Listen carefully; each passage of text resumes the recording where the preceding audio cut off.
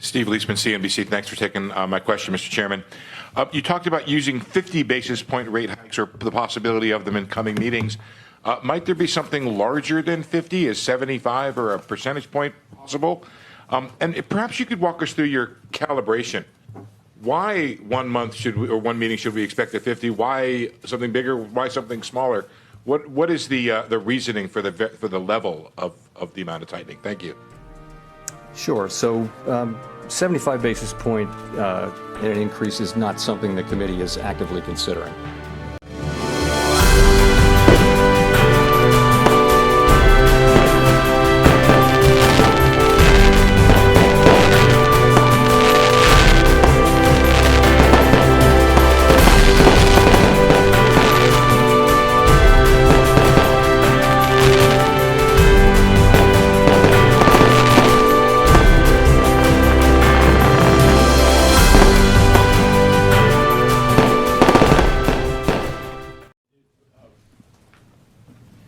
Do you think the Fed has a credibility problem?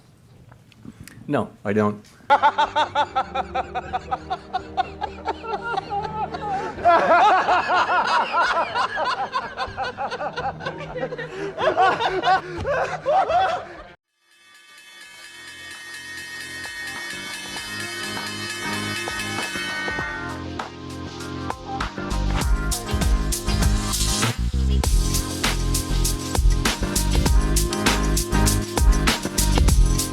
All right. Today is Wednesday. Happy Fed Day, the 4th of May, or May 4th. Suit yourself. But this is a recap for the stock market activities today. And folks, I got a good one for you tonight. And no, we're not going to dive right into it because let's talk a little bit here before we dive right into it. In the morning, they gave you that little bear trap. Equities were down, a little bit of panic. The Johnny-come-lately bears got trapped right away. If you watched last night's program, we said, or I said, you didn't say shit, but I said, the risk versus reward says we're going higher because this is a game of expectations. So they gave you that little opportunity in the beginning of the day to get in and buy calls, hop in the long side, cover you short, whatever you want to do. But there was some legitimate reasons behind the sell-off in the morning. Number one, overnight we got news from Iceland and the central bank over there tightened with the biggest rate hike since 2008. On top of that, the Central Bank of India came out with a surprise rate hike. An emergency meeting, surprise, out of nowhere. And then we got the news that perhaps the Norwegian Central Bank will be next with a surprise rate hike. Now they say this is the path. Look at this, by the way. The December 2021 path was in pink. Look at this. And then the revision in March, way higher. And let me fix this one for you. Here it is. Much better. So the assumption was, right off the gate, if we have surprises from Iceland, from India, from Norway, maybe the Fed will surprise us with a 75 basis points hike, or maybe a full point. So there was a little bit of panic. And then, of course, the decision leaks to the market makers and the likes ahead of time. We saw the buying, and then came the confirmation from Powell, and to the moon we go. Now, the headlines on face value look a little scary. Listen to this one. The Federal Reserve announced the largest interest rate hike since the turn of the century. Ooh. The Fed says it will begin multi-trillion-dollar balance sheet wind down in June. Ooh. But again, this is a game of expectations. Investors cheered what was widely expected move from the Federal Reserve, which hiked interest rates by a half percentage point. Now, we're going to talk about that and a lot more. So now, let's dive right into it. In focus tonight.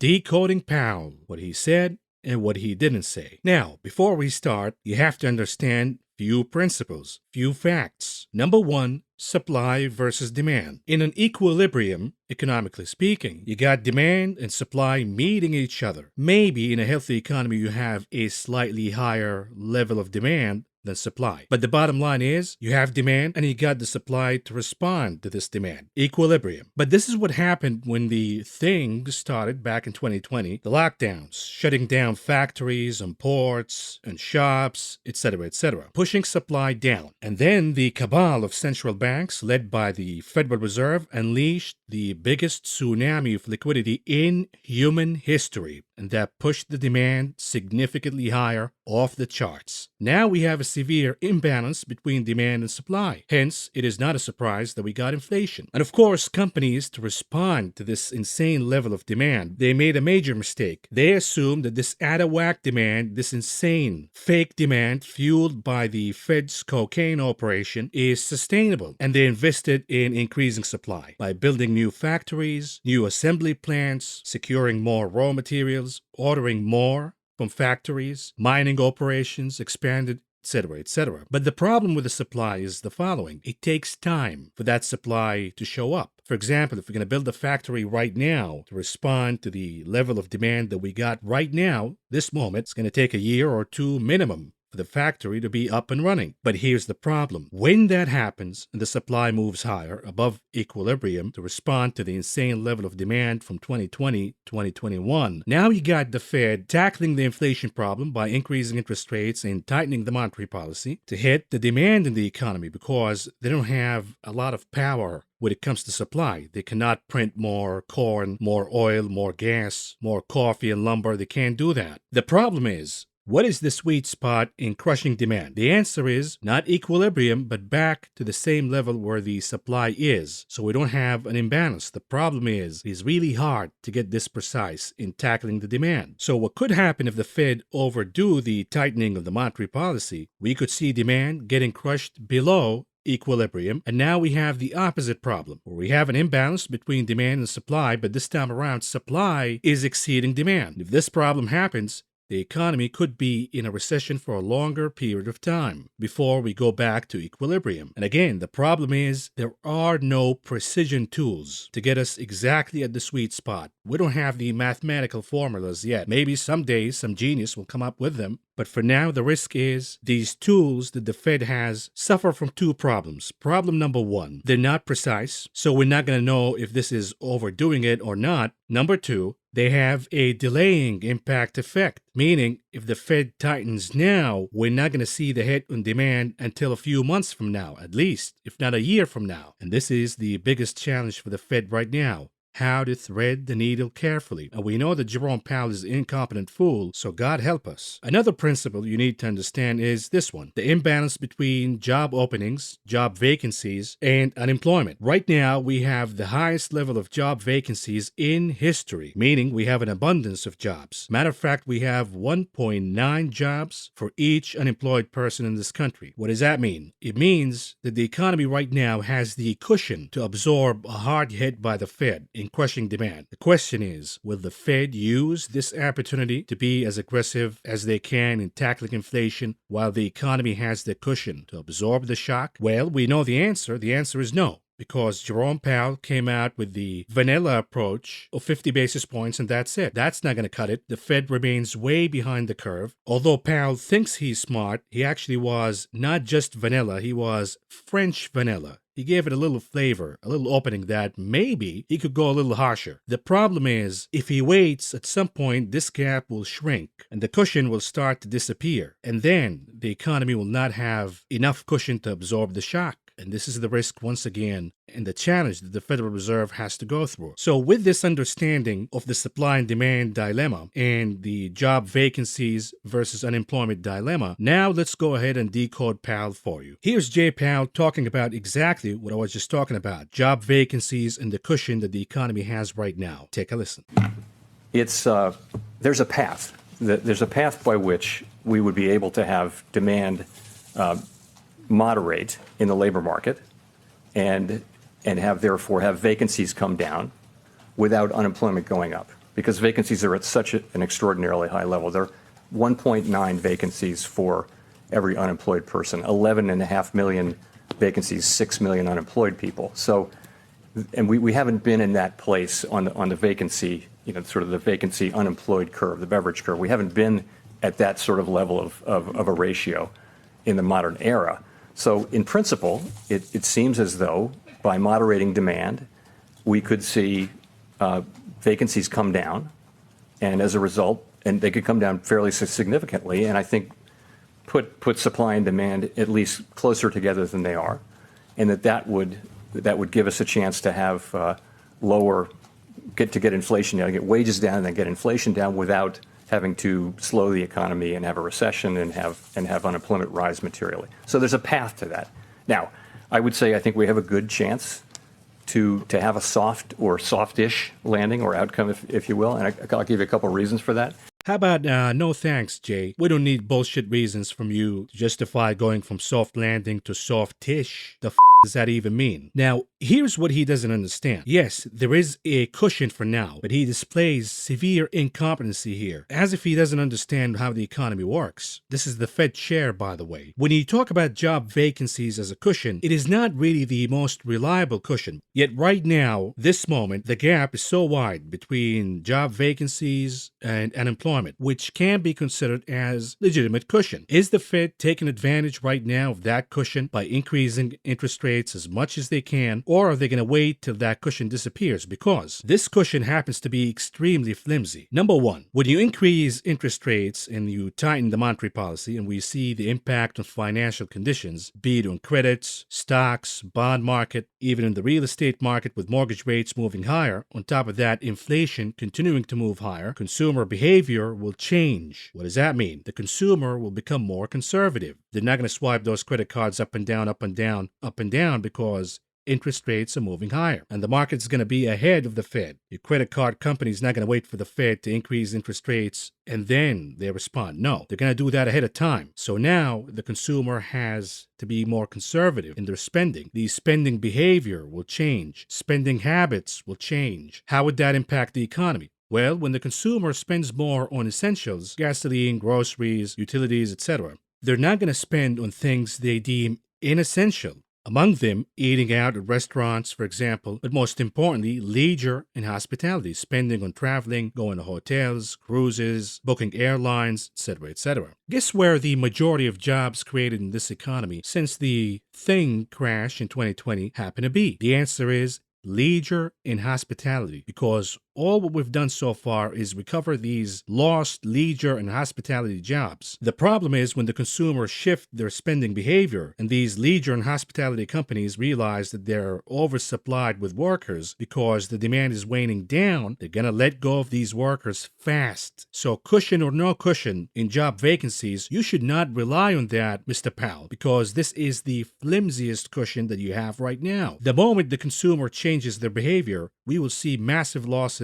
in leisure and hospitality. So when Powell takes a lot of comfort in the job vacancies number, either he's a complete fool or he's being misguided, or perhaps both. Number two, when financial conditions tighten because the markets are always ahead of the Fed, the expectations go ahead of the Fed, the stock market will go down. Companies will start to lose value. What does that mean? They're going to shift from capital expenditure to capital preservation. What does that mean? It means getting rid of employees. All of these excess employees, they're going to get rid of them ahead of time. And what Powell is going to find himself in is, wait a minute, I didn't tighten a lot. Why is the economy losing jobs right away? What's going on here? And oh, by the way, inflation is still not down because you did not tighten the monetary policy by a lot and the supply problems are still here. So you got a dynamic of stagflation, job losses, and persistent inflation. This is the worst case scenario. And Powell doesn't even realize that this could happen. Matter of fact, this fool thinks that this is a great economy. No, I'm not joking. Take a listen.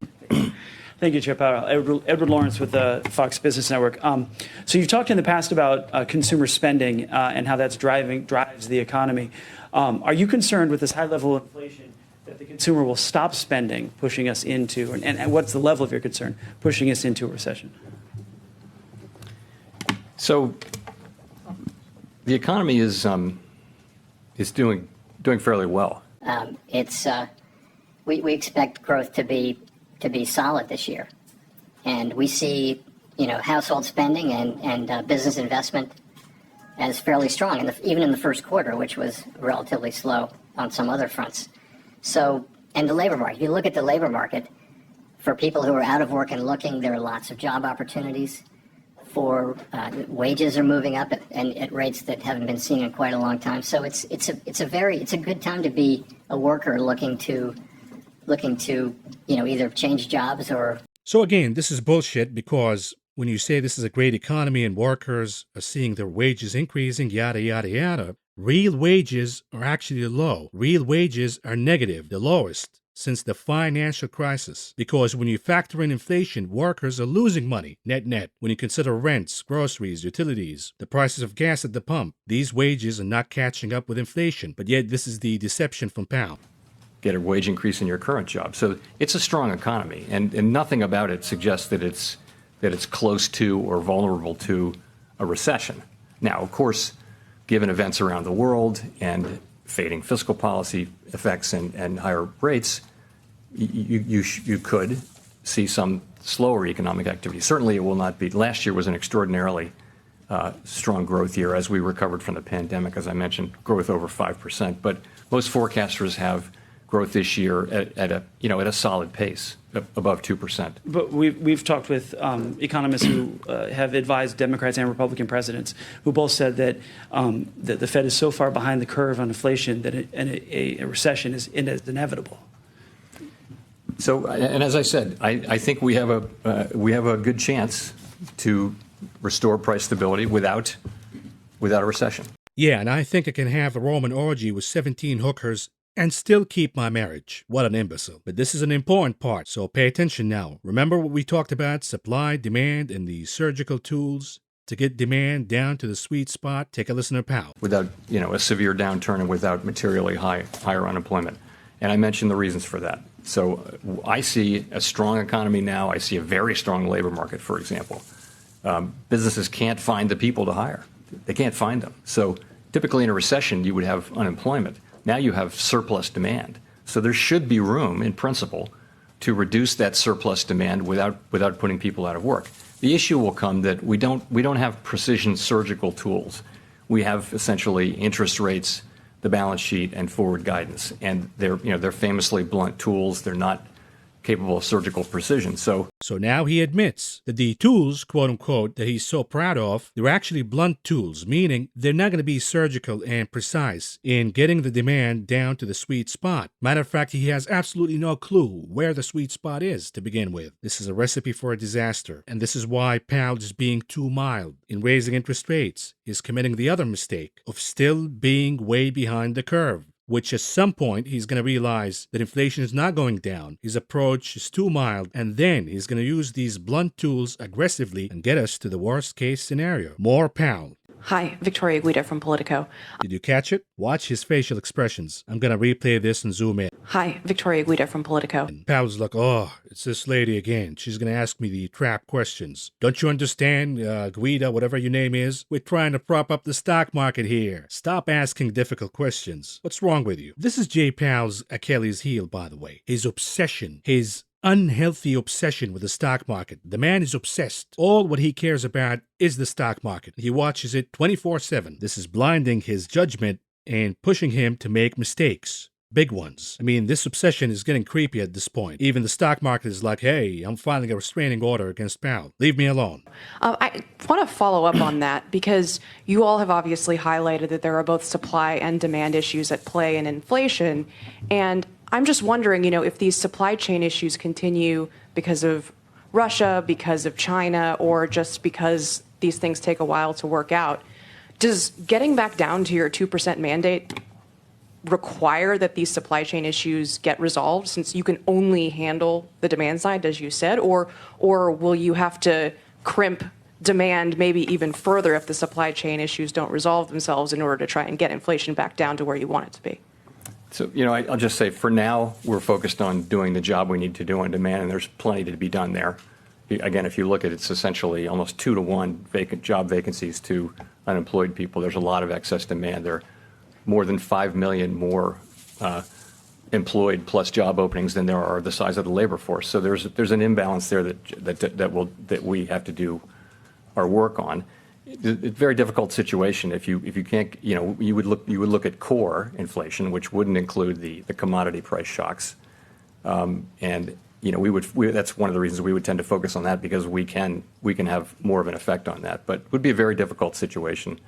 I mean, we have to be sure that inflation expectations remain anchored. So now he says, oh, we got to keep inflation expectations anchored. How can you keep inflation expectations anchored when we got an incompetent fool leading the Federal Reserve? You think the public doesn't know that you're way behind the curve? You think the public doesn't see the fact that you're indecisive? That you're so obsessed with the stock market? That you're so afraid to do the right thing because, God forbid, the stock market goes down? You think the public doesn't know that? Think again. Now, here's the part where Jerome Powell changes from vanilla to French vanilla. The little baby bearish little talk that he gave today. Take a listen. Thank you.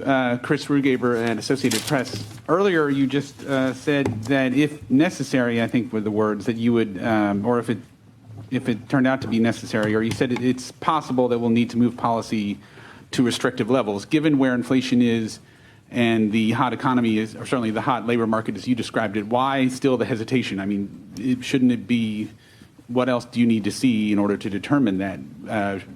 Wouldn't the Fed naturally be looking to go to a restrictive level at this point? Thank you. So if I said necessary, I meant to say appropriate. We're not going to be erecting a high barrier for this. It's more if we think it's appropriate. You know, the point is we're a very long way from neutral now. We're moving there expeditiously, and we'll continue to do so. And we can't make that decision really today. The decision about how high to go will be on the table to be made when we reach neutral.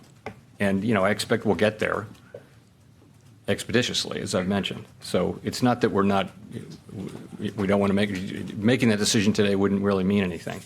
But I'll say again, if we do believe that it's appropriate to go to those levels, we won't hesitate. So the reporter is saying, what more do you need? What more evidence do you need? You got the highest inflation in 40 years. You got the PPI at double digits right now. You got rents soaring to 30% plus in certain cities. Home prices through the roof. No vacancies, no availabilities at all. The supply's nowhere to be found. You killed the American dream. What more evidence do you need to start acting? To start doing the right thing, Mr. Powell? What more do you need? On top of that, with the highest inflation in more than 40 years, he says we have a long way to go to the neutral rate. So what he's doing right now is getting us to the so-called neutral rate, which the Fed identifies as 2.5%. And I said in this program before, 2.5% will not cut it. You got to go to 5. 2.5% is way too low. So this guy remains way behind the curve in a dangerous way, by the way, in a scary way. He doesn't seem to realize it at all. And then he slips in the next question, admits that the 2.5% bullshit neutral rate is not going to cut it. Matter of fact, he doesn't even know what the neutral rate is. Take a listen. Thank you. Colby Smith from the Financial Times. Given the expectation that inflation will remain well above the Fed's target at year end, what constitutes a neutral policy setting in terms of the Fed funds rate? And to what extent is it appropriate for policy to move beyond that level at some point this year? So, neutral.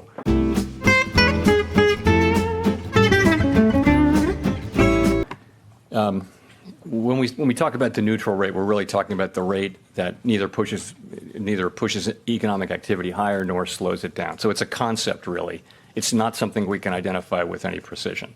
So we estimate it within broad bands of uncertainty. And the current estimates on the committee are sort of 2 to 3%. And also, that's a longer run estimate. That's an estimate for an economy that's at full employment and 2% inflation. So really what we're doing is we're raising rates expeditiously to what we see as the broad range of plausible levels of neutral. But we know that there's not a bright line drawn on the road that tells us when we get there. So we're going to be looking at financial conditions. So he's saying that the neutral rate is a guess. We're just going to eyeball it again. He also admits that the neutral rate of 2.5% is suitable for inflation at 2%. Mr. Powell, inflation at 8.5% on the CPI. And this is the Fugazi-Cook number. Real inflation at 20% right now. You think 2.5% will do the job here? I mean, you just said 2.5% is suitable for 2% inflation. We're not at 2%. We're at 20%. So the neutral rate has to be a lot higher than 2.5%. Therefore, I say 5% minimum. We're a long way from there. And then again, he admits at the end of the answer that he's going to be watching financial conditions before he makes the next move. What does that mean? He's going to be watching the stock market. If the stock market goes down by a lot, he's going to say, we already did the job. Financial conditions tighten, and we're done here. We don't need to increase interest rates anymore. Here's the catch. What if stocks go down and inflation sticks? Uh-oh. Again, we have an incompetent fool leading the Federal Reserve. Next question. Hi, Chair Powell. Rachel Siegel here from the Washington Post. Yeah, this is Rachel Siegel from the CIA Post. To follow up from your message from the very beginning, what is your message to the American people about when they will start to feel the effects of, say, a 50 basis point rate hikes or multiple hikes? How do you explain to them what that does to their grocery bill or their rent or their gas bill? Thank you. So, the first thing to say is that we understand, and some of us are old enough to have lived through high inflation, and many aren't. But it's very unpleasant. It's just something people don't, when they experience it for the first time. You're paying more for the same thing. If you're a normal economic person, then you're probably don't have that much extra, to spend, and it's immediately hitting your spending on groceries, on gasoline, on energy and things like that. So we understand the pain involved. So how do you get out of that? And it's our job to make sure that inflation of that unpleasant high nature doesn't get entrenched in the economy. That's what we're here for. One of the main things we're here for. Okay, Mr. Powell, I got news for you. Inflation is already entrenched in the economy, from gasoline to food to materials, to apparel, to airfare tickets, to wage inflation. It's all over the place. And he says, it's our job to make sure that inflation is not entrenched in the economy. Buddy, it's already here. It's already entrenched in the economy. It's unbelievable. And then he goes on and says, we have a certain group of people, the generations, millennials, and Gen Zers. This is what he's really saying. Who did not experience inflation before like us. Toughen up, bitches. You're just going through what we've been through, the boomer generation. And now you'd think that the entire purpose of life is to make life and the country you live in a better place for the next generation. So if J. Powell lived in the inflation horror of the 1970s, one would think that he learned a thing or two, and perhaps made it a goal that someday when he becomes a Fed chairman, he's going to avoid the same disaster that his generation had to go through and make life better for the millennials and Gen Zers. On the contrary, he made life hell for the millennials and the Gen Zers. The American dream is unattainable for them. It's impossible to own a house right now. And here's just a reminder for you. How did this inflation problem start to begin with? Here's Jerome Powell's biggest mistake. In seeking to achieve inflation at average percent over time, we are not tying ourselves to a particular mathematical formula that defines the average. Thus, our approach could be viewed as a flexible form of average inflation targeting. What could go wrong, right? When you have a Fed chairman guiding inflation higher with no formula. He says, I don't need a formula. I'm just going to eyeball inflation. What could go wrong? And now we know. Had he used the formula, he would have known, okay, gone a little too far. We got to tighten now. But he did not. He eyeballed inflation, and this is the result. Anyhow, folks, we're moving on to the coverage of the stock market, and we start with the closing of the indices today. And here we go. Here it is, the Powell pump. The Dow Industrial Average was up 932.27 points today, or a gain of 2.81%. The Nasdaq up big, 401.10 points, or a gain of 3.19%. The S&P 500 also up by 124.69 points, or a gain of, let's say, 3%. The sector's performances were led by energy at number 1, capturing the gold medal. At number 2, communication services for the silver. Number 3 for the bronze, technology. We're not going to shame any sector of the market today because all of them managed to close in the green. And here's the mystery for you. Everything went higher, not just tech and communication services. Even energy went higher. Even the inflationary names, commodities, went higher. So what is the market's message here? We'll talk more in the heat map analysis. But before we do that, here's the advance to decline ratios. NYSE 84% advancing versus 13% declining. The Nasdaq 71% advancing versus 24% declining. But the breadth, all in all, under the hood was not really that good. The Nasdaq, for example, made a new 52-week lows for 328 names versus only 30 new 52-week highs. We'll see if the breadth improves tomorrow. But here's commodities. Look at this. If J. Powell thinks that he's a big shot today. He got inflation under control. He's increasing interest rates. He's channeling his inner Volcker. He's sadly mistaken because commodities also blasted higher big time. We have massive gains for crude, for example, of more than 5% today alone for both the WTI and Brent. Gasoline was up over 4.5%. Heating oil was up over 3%. And natural gas, the party boy, up again over 6% today. And then we have softs. It was a soft day for OJ. OJ went down by over 3%. Likewise, cocoa went down by about 1%. Sugar was in the flat line, but we have modest gains for both lumber and coffee. And the winner, of course, is cotton. Do yourself a favor and pull up a chart of cotton. Today alone, cotton futures gained over 3%. So apparel prices will go significantly higher. Let's say by the holiday season. So when you think there is peak inflation, think again. What about metals? Green across the board. The drop in the dollar index today, thank you to J Powell, ignited a rally across metals. Gold up, silver up, platinum up, copper up, palladium up. No exceptions here. And we have sizable gains of over 2% for silver, platinum, and copper. Meats, we have a rebound for lean hogs of almost 3%, and then we have muted action for both live and feeder cattle futures. Grains, again, we're seeing sizable gains for wheat, almost 3%. Soybean oil moving higher with gains of almost 2.5%. Likewise, soybeans, rough rice, oats, canola, all in the green. Corn was flat. On the other hand, soybean meal was down by almost 1.5%. Here are some commodities news for you. If you're looking for relief at the pump, here comes Elizabeth Warren. She's totally unhinged right now. And again, we're fair in this channel. We praised Warren when she called Jerome Powell a dangerous man. We praise Senator Warren when she attacks Jamie Dimon, for example, and the bad behavior from banks.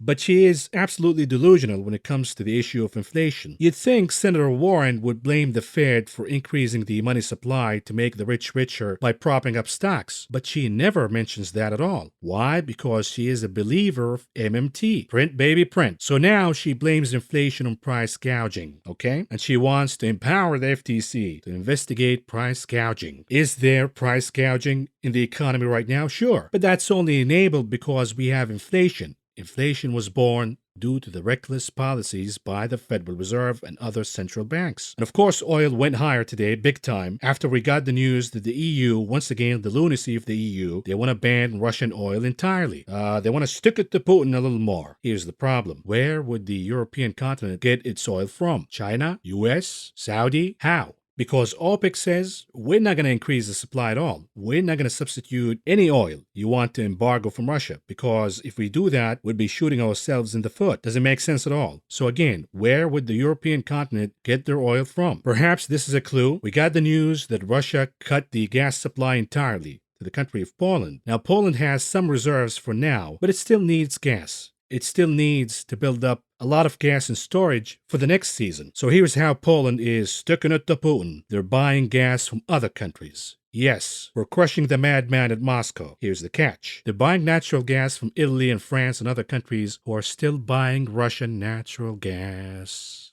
What is the point here from all of this stupidity? You're still buying Russian oil. You're still buying Russian gas. You're still making Putin richer. Anyhow, when we talk about gas, in the long run, the EU is placing their bets that the LNG supplies from the United States will substitute Russian gas entirely. The problem is this will happen years from now. What is the plan right now? Next season, something to think about. But for now, the Henry Hub, the U.S. natural gas index, remains way below European and Asian prices of natural gas for understandable reasons. But here's the problem. If we have a surge of demand on U.S. natural gas, how come we're not seeing production ramping up? Why is production slowing? Here are a few things you have to be aware of. Number one, the all-in-all production of natural gas in this country is at all-time highs. We're producing a lot of gas, no doubt about it. Matter of fact, the crown jewel of natural gas in this country, the Marcellus Shale, the production capacity is at all-time highs. We're producing a lot of natural gas. The problem is, in the slowdown of production is the growth rate of production. This has been stagnating and moving down for the Marcellus Shale, for example. Here's another illustration for you. The growth rate of production, not production itself, is slowing down. And this will be a problem. If we have demand domestically, we have demand from Asia, demand from Europe, which demand do we satisfy? At some point, we're going to run short.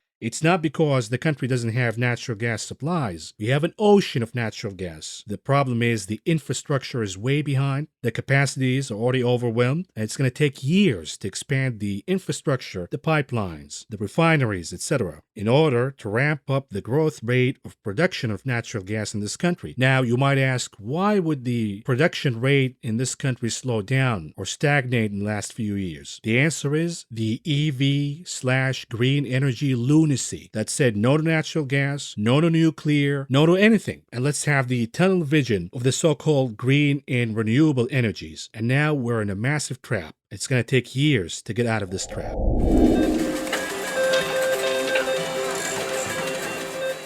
Moving on to the options market, the big casino, we're not seeing the volume moving higher, and this is critically important. The confirmation of the rally that we got today will happen if we get an increase in call options volumes across the board, specifically in individual equities. We're not seeing this happening right now, and this should make the dip buyers and the bulls a little worried. Not a lot, but you got to see a confirmation tomorrow. Otherwise, this rebound rally could fade fast. In any case, Apple was the hottest table by far in the casino today at around 1.2 million contracts traded today. About 57% of those were calls. AMD at number 2 at around 900,000 contracts. About 68% of those were calls. Tesla at number 3 at around 675,000 contracts. About 56% of those were calls. You got to see the put to call ratio improving for any confirmation that this is indeed a reliable bottom. We will see a good May for the equities market, but specifically for the Nasdaq. Moving on to the unusual activities that took place in the options market today. We start with the ticker XP. This is a Brazilian fintech company. The name is down big year to date, but it is up after hours, and somebody bought calls ahead of time. In this case, they bought the 23 calls for the expiration date, June 17th, with expectations that the name could move higher by more than 5% by then. They paid around $1.30 a piece to enter this trade, all in all spending around $2 million. What about the trade for the ticker LIFT? For Lyft. What a disaster this name is. I'm going to add it to the earnings reviews, by the way, because the name lost almost 30% of its value today alone, and somebody's betting for more pain to come. In this case, they bought the $20 puts for the expiration date, May 13th, with the expectations that the name could move down by more than 7% by then. They paid around 55 cents a piece to enter this trade, all in all spending around $700,000. What about the trade for the ticker QQQ, the Nasdaq? They're already fading the rip by buying puts, in this case, the 286 puts for the expiration date, May 20, with the expectations that the Qs could go down by more than 13% by then. They paid around 60 cents a piece to enter this trade, all in all spending around $500,000. What about the trades for the ticker FCX Freeport McMoran? Somebody's buying a strangle here, buying calls and puts, betting that there is a massive move coming in the name. They're not sure what the direction of this move is, so they're buying calls and puts. In this case, they bought the 84 calls and they bought the 32 puts, all for the expiration date, July 15. And of course, the expectations are either FCX will blast higher by more than 16% by then, or it's going to go down by more than 22.5% by then. They paid around $1.30 a piece for buying the 48 calls. They paid around 70 cents a piece for buying the 32 puts, all in all spending around $2 a piece, making the total for this trade at around $1.5 million. And lastly, here it is, the ticker ARKKKK for Tesla witch Cathie Wood. They're betting for more pain to come for Kathy, Mama Kathy. They're buying the 49 puts for the expiration date, May 20, with the expectations that the name could go down by more than 6.5% by then. They paid around $1.75 a piece to enter this trade, all in all spending around $1.2 million. Moving on to the heat map analysis. Anything to see here? Of course not. It is the tide that lifted all boats. Everything is higher. Energy is higher. Tech is higher. Everything is higher. Even banks are higher, even though the 10-year yield went slightly to the downside. So we're not going to read too much into it because there is no clear message here, such as a rotation out of energy and materials into technology, chips, software. That's not happening. We're seeing everything moving higher. And if this is a short squeeze, then the majority of the gains, if they sustain the gains, if the market sustains the gains, the majority of these gains will happen in the biggest losers, the big caps, software, chips. It's not going to happen in energy, for example. But if this is not a short squeeze rally and this is just a rebound for now, then the market in the next few days will comb through the action and pick the winners and the losers. and in all likelihood, it's going to stick with the winners year to date. The inflationary names, energy, materials, industrials, defensives, and that could be bad news for the dip buyers in technology because the rebound could fade fast. The only news that I got for you in individual names is from Twitter. Of course, Reverend Elon Musk has some plans in monetizing Twitter, and his genius idea is to charge a slight cost, quote unquote, meaning maybe a monthly membership fee or pay per tweet, for example, on governments and commercial users, not regular users. And I say bad idea, Reverend Elon. It's actually a stupid idea. They say this guy is smart. This is smart. I don't know how to monetize Twitter. It is the challenge of the decade. Every other social media platform figured out how to monetize, with the exception of this company. Maybe a better idea would be charging for more exposure for certain tweets, because this is what users want at the end of the day. More eyeballs reading their tweets, more likes, more retweets. Well, if you want that, you can buy a bump, an amplifier. It costs you $5 a piece or whatever. Of course, that's for regular users. For commercial users, maybe it'll charge a little more. I don't know, but this is a bad idea. Charging a subscription fee or a pay per tweet fee, well, you're kind of begging for users to move to another platform. Anyhow, we're moving on to the heat map for the ETFs. Green across the board, the tide that lifted all boats. Value up, growth up, everything is up. Commodities up, international is up, energy up, technology up.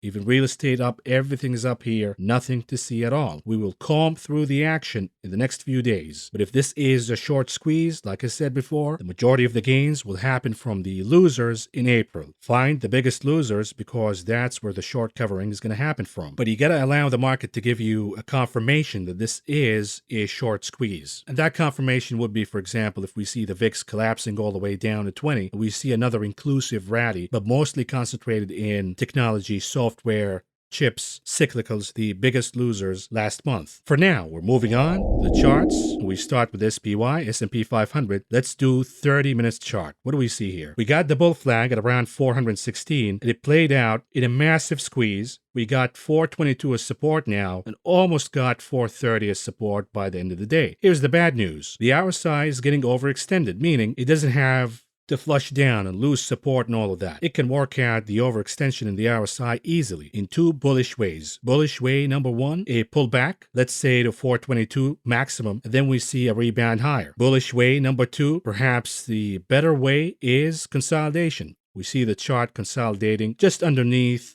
430 for a little while, let's say a day or two, and that will work out the overextension in the RSI, and then we see a continuation of the move higher. However, the bearish way to work out an overextension in the RSI is if we see a gap higher tomorrow, and that turns out to be a gap and crap. Matter of fact, if we get a massive gap up tomorrow, in all likelihood, I'll be booking profits in my calls. So the bulls better hope for a pullback, consolidation, and then a resumption of the move. Here's the daily chart for the SPY's continuous contract. The good news for the bulls, number one, the volume is stabilizing, indicating that the selling climax is here. Number two, we have the momentum indicators firming up, about to cross, creating positive divergence on the RSI and the MACD indicators. Number three, they managed to get 4,232 as support by the end of the day today, and this is good news, but again, it would be better news if we pull back tomorrow, retest 4,232 as support, and that could happen overnight, by the way. It doesn't have to be in regular trading hours. It could happen overnight, and then we get a rebound all the way to 4,384.5. Of course, the bears are hoping for a failure at around 4,232. But even if that happens, you're not going to short until 4,102 is lost as support. Here's the SPX, the cash index. Massive move higher on higher than average volume. Is this bullish or bearish? The answer is it is bullish because the increase in volume happened on a buying day. Number two, the momentum indicators are firming up and they're about to cross. The MACD is about to produce green impressions on the histogram. Is this bullish or bearish? Easy. It's bullish. Number three, the SPX recaptured 4,200. Not just that, but also 4,267.62. Is this bullish or bearish? Easy, once again. It is bullish. So you're not going to fight this chart. If anything, you probably want to ride it higher all the way to 4,400. This will be a good resistance point, and then we'll take it from there. Of course, if we have a failure and a loss of 4,200 by, let's say, the end of the week, that would be a shorting signal for the bears. Here's the Q's 30 minutes chart, similar story here. We got the bull flag consolidation, went a little down early on in the morning. We lost 316.5, and then came the Powell pump, and we're now above 327.66. That becomes support, and the resistance at around 334. The problem is, once again, the RSI is overextended, and I just explained to you how the charts work out the overextension of the RSI from an intraday perspective or a 30 or an hourly chart perspective, for example. The bullish way would be a pullback, retest 327.66 as support, and then rebound higher, or consolidate just right here and then blast higher above 334. The worst case is a gap higher. If we see a gap higher to 334, for example, or beyond that, in all likelihood, we will see a flush down right away to close the gap. Here's the NASDAQ continuous contract. Again, the good news is the volume is stabilizing. The momentum indicators are moving higher. The important support of 13,300 is recaptured once again. The yellow trend line is recaptured once again. The bad news, of course, is once the chart pierces below the trend line, it is just a matter of time before we see a failure and a loss of that trend line of support. But that could take weeks, that could take months, but it will happen, no doubt about it. But for now, the bulls can rejoice and breathe a sigh of relief. The best outcome would be a pullback overnight, retest the trend line and 13,300, and then we get a rebound all the way to 14,000. The bears are not going to short until we see 12,766 lost to support. And here's the IWM 30 minutes chart once again. We're seeing a formation of a reverse head and shoulder. We also saw a massive pump here, not a surprise. And it got us above 188. Not just that, but also above 191.5. Massive progress for the IWM. But again, the RSI is getting a little overextended. The best outcome would be a pullback to 191.5, retest that as support, and then take it from there. But again, once you violate these important support lines, in this case 188, you can rebound all you want. Sooner or later, a few weeks from now, maybe a few months from now, it's a process. You will see 188 lost to support again, and the IWM, the Russell 2000, will flush down, no doubt about it. But you got to trade the chart that you have right now. Speaking of, here's the dollar index, a daily chart.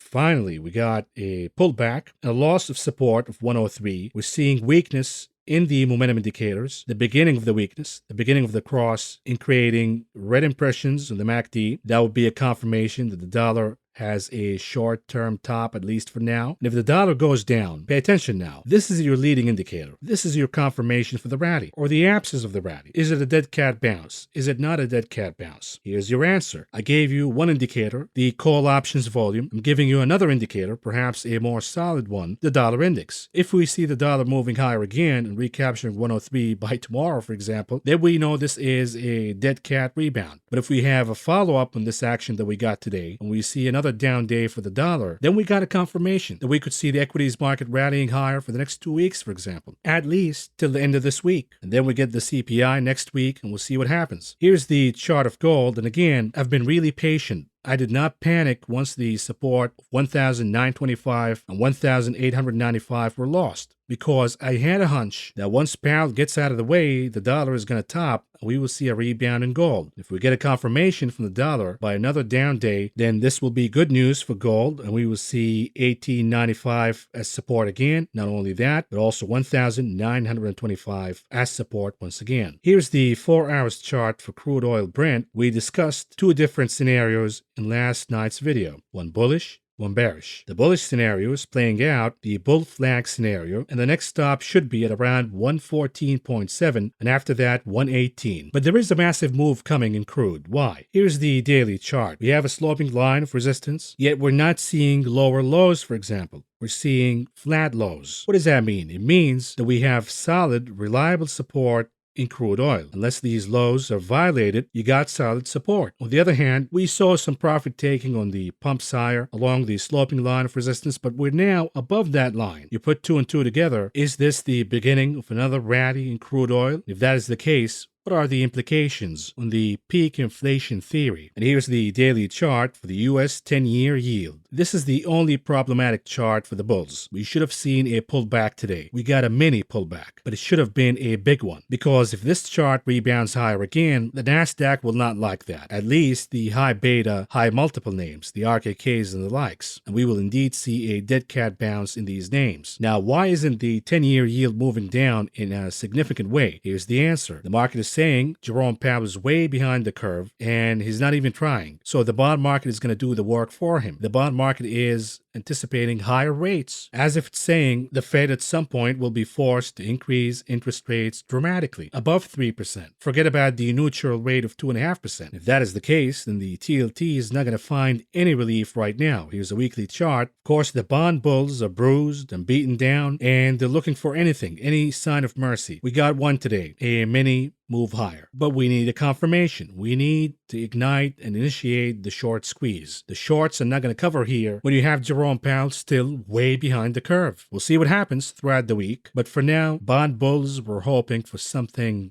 more significant than the little move that we got today in the TLT. Here's the VIX 4 hours chart. What's going on here? We got a confirmation of the top when we saw the MACD indicator on the VIX showing red impressions on the histogram. On top of that, VIX bulls, SPY bears were arguing you cannot say that this is the top because we have higher lows in the pattern. Well, not anymore. We now have lower lows. So we have confirmations from MACD, from the candlestick pattern, from the RSI. We have a negative divergence now. All these signs are saying we're going down. Whether the VIX rebounds from 24.29 or 20, that's a different story. But the bulls, if we see a continuation of the action that we got today in the SPY, could push the VIX all the way down to 20 by the end of this week. Watch out. Here's the VXN 4 hours chart for the VIX for the Nasdaq. Again, we got the double top. On top of that, we got a negative divergence on the RSI. We got a confirmation in the MACD. We're seeing the red impressions on the histogram. And finally, we got a flush down.